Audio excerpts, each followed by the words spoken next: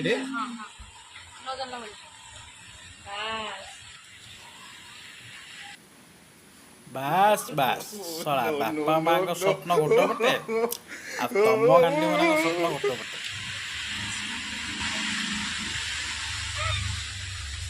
ଯଥା ରାବଣସ୍ୟ ମନ୍ଦଧରି ये सब क्या देखना पड़ रहा है।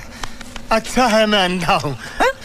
याडे याडे अन्न टिके याडे अन्न तो टिके याडे अरे अन्न कैमरा को तो दिजण हेलो କ୍ୟାମେରାମ୍ୟାନ୍ ଟୋକି ତୋ ଗାଣ୍ଡିରେ ଦି ଚାରି ଡାବଟା ବାଜିଲେ ତୁ ଶାଳି ସାଇଜ୍ ହେଇଯିବୁ।